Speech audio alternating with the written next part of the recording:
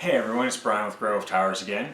So today's video is going to be on the Master Box Q300L from Cooler Master. So you're not going to be able to see it when it's sitting down as well as I'd like, but I'll lift it up so that I can show you everything. Now I have already tried to do a video on this and the video was just not usable, so I'm redoing the video. And so I've opened the package and I've pulled it out to show it, but I've not used this yet. So go. And I'm just going to go ahead. Now, it does come with directions, and I'm going to tell you there's only really one thing that I'd say the directions are actually useful for at all, and that was the first time I used this type of case. I have used this model of case on a couple of builds now. The only thing that I found the directions useful for was the first one. It was handy to learn about this one really cool feature of this case, but I'll get to that in a minute. So this case is essentially a cube. It comes with two dust filters. They're magnetic, they stick to it. They give you a nice pattern on it, kind of brings a little color to it. So there's the one on the front, and then there's the one on the top. On this side, it's designed kind of so that you can lay it down like this, or you can lay it this way, whichever way you'd like to do. The nice thing about it is that it's got these rubber feet. The thumb screws for opening it are rubber feet so that you can actually set it down on the desk and not scrape up your table. And it's designed to actually sit that way, so you can have it where everything is upright in the board the way that it's designed. So the motherboard's this way and the video card's this way. And that's a really cool thing, that it has that ability to be done that way, but you don't have to. You can set it up like everybody else does and do vertically if you'd like. And once you take out the four thumb screws, there's a little notch here that you just pull out, and it takes the panel out. Now, I'm going to tell you right now, this thing is super simple to build in. It's about the first knuckle of my finger almost all the way around, and so I'd say it's between 1/2 inch and 1 inch that you get. It is enough space that you can sit the USB 3.0 jack this way and set it in there so that it's sticking this way, and it will still close the side panel. It's plenty of space for any kind of routing that you have. It does have a hard drive bay for the 3.5 inch. There are no 5 1/4 inch bays, so you cannot put DVD-ROMs or Blu-ray drives or anything like that.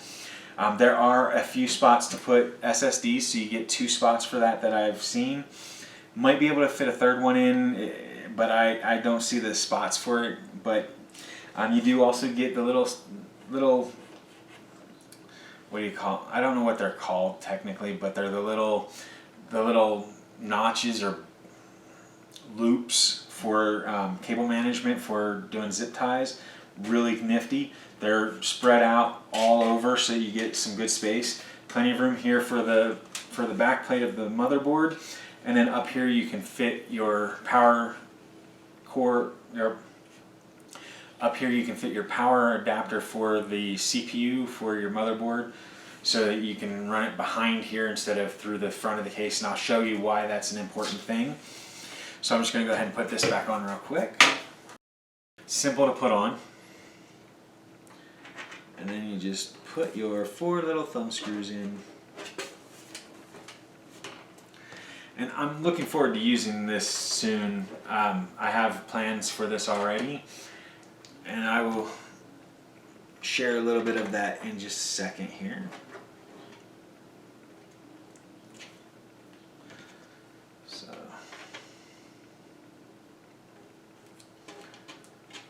Alright, so now as I showed you before, the front is just the dust filter and then the ventilation holes and things like that. It's very easy flow, so you put a couple fans in there and it will get really good airflow through that. On the back, you have power supply down below, which I personally love when the case does that. I do not like the power supply being up top because I always feel like it's going to over time sag and then fall down and break something. With this, it's already at the bottom, no worries, no fuss, no muss. It only has 4 expansion ports or openings, so You might be able to fit as many as 2 graphics cards into the system. If they're single slots, you get theoretically 4, but because of the way those are typically spaced out, you'll probably never be able to fit more than 2 to 3 in this system. And again, that's only if they're single slots, which is pretty rare these days. And then you've got your I/O shield section here. It does come with a pre-installed rear-facing fan, which has the 120mm opening here. And there is some controversy here that I'm just going to tell you. When it is the standard Q300L, it is a stock standard fan. No special features. It's not PWM and it's not LED or RGB. It is just a standard black fan. That's it. And I'll show you in just a second what it looks like, or at least attempt to. I know that the Toasty Bros, which guys, I love your videos. I really do. But the standard Q300L does not include LED fan like you say it does in your videos. That's something special through whoever you're buying it through. Even if it's on Amazon like this one was, it's not their standard. It's something that the seller that was selling that did for that specific listing. So anyway, that aside, on the side here, you've got the power button, 2 USB 3 jacks. You've got a reset button, a mic button, and mic port and a headphones port. And I'm going to come back to this because there's a special thing, and that's what I was talking about with the directions earlier. And in the back here, and you're not going to see it very well here, but right here is the fan, and it is just a stock black fan. And it is a 3-pin fan. Not PWM, not LED, not RGB. And I'm going to, as part of the system that I'm building with this, I am going to replace that. Even though it's a great fan, I just don't have a need for it here. So I'm just going to take this fan out, swap it out for another one. The case gets pretty good airflow from what I've seen with the ones that I've built so far. You get your spots. It is an matx case, not an ATX. So you should be able to fit an ITX board or an matx, but you will not fit anything bigger. It comes with standoffs inside. You've got all your cabling and wiring. You've got plenty of space though. It was really, really spacious. Anyway, you will notice that right here is this piece here where it's got this cutout that it goes inside like this that matches that spot that I was talking about on the case. Well, if you look, it is a square. It's not a rectangle like a lot of the side panels are. The case is very cubic in its orientation. And the cool thing about it is that there's like 2 screws, if I remember right, that all you do is you take those screws off, okay?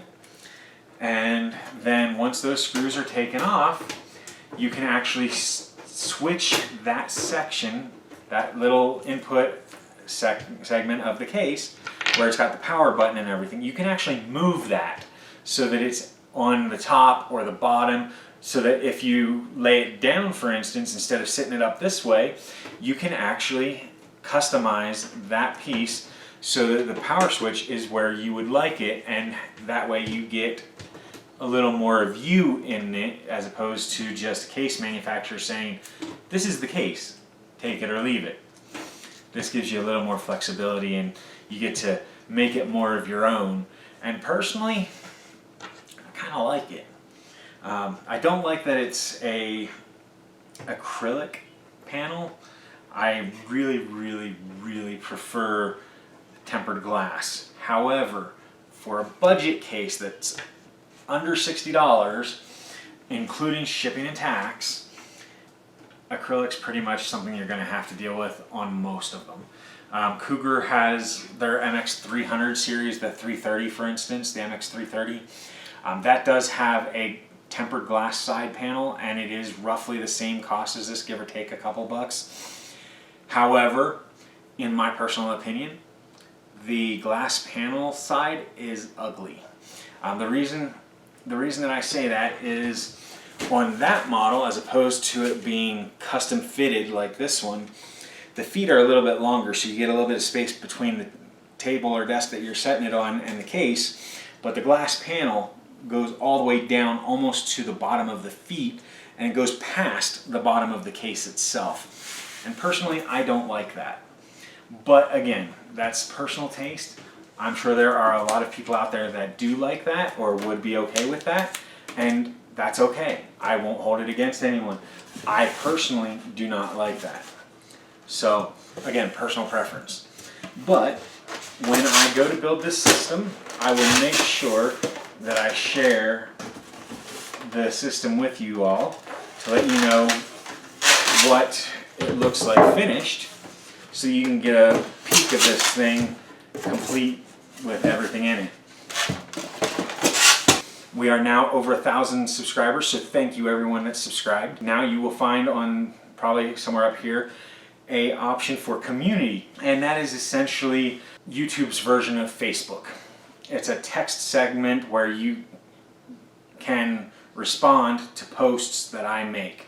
So I can make posts for my channel asking questions, sharing things, sharing updates, things along those lines, and then it gives you a like and dislike option, and then it also gives you a place to leave a comment so that we can communicate through that thread. So just so you're aware. So I'm going to go ahead and put this back in its box for now because the build will not be for a little bit. So anyway, that is today's video. I hope that you all found it enjoyable and entertaining and educational. I hope that this view of the case will help you to decide whether or not to purchase this case. I'm going to tell you right now, if you're on a tight budget and you're getting an matx board, definitely a good option for a case. Definitely a good one. So that aside, thank you for watching everyone. If you enjoyed the video, found it entertaining or educational, make sure you hit the like button down below so that I know that you found it useful. And I'm going to link up here the subscribe option so that if you haven't already, you can go ahead and subscribe to the channel so that you can get updates on videos as they're released, as well as some of the threads that I'm posting asking for feedback from everyone. As always, if you have any questions or comments that you'd like to leave, go ahead down below in the comments section. Leave me any feedback that you'd like to about myself, the channel, or the product that we're showing in this video. Thank you for watching everyone. Have a great day. Bye for now.